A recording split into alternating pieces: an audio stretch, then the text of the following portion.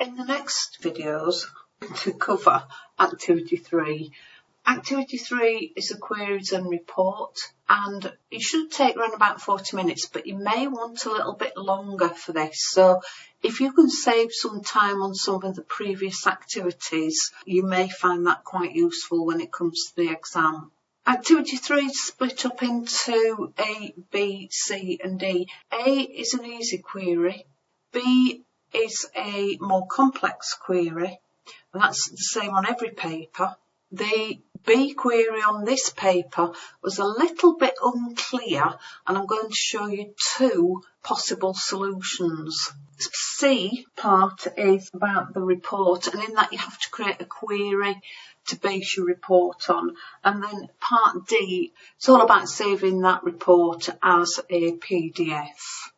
So let's just have a look at part A first. So A, the easier query, so everybody should be able to have a good go at this and get a lot of marks. Create a query to display a list of players who have a rating of at least 1 and no more than 3. It must show the player's name, date of birth, the position and rating, and it must be sorted from youngest to oldest. Just to remind you, before you actually start the queries, you need to have keyed in all the data into the tables. Just make sure you take care doing that and you get the data in accurately. If you don't, it will have an impact on the results of your queries.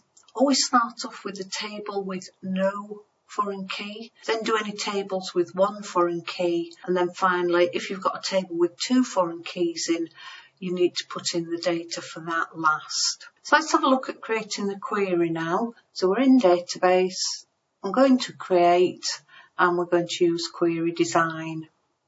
And the first thing is to get the tables in. Let me just pull this in a touch so you can see all of my screen. There we go. So we need to show the player surname, so that's in TBL player. We need the date of birth, and the date of birth is in player.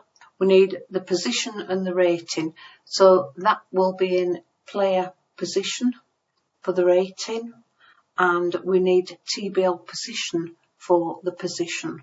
And again, just check at this point that your tables are actually connected together with a relationship. If they're not got a relationship line, your queries won't work. You may need to add some further tables. Okay, let's put the fields now into the query. So we want the player surname, so I'm just double clicking. We want the player date of birth. We want the position name, and we want the player position rating, and that's our final field. Now we want a list of players who have a rating of at least 1 and no more than 3. So in that rating, we can put in the criteria row between 1 and 3, and that should pick out all those with a rating between 1 and 3. And we also need to make sure that this is sorted from youngest to oldest. Now there's a temptation there to put in ascending, but it is actually descending to get the youngest to oldest.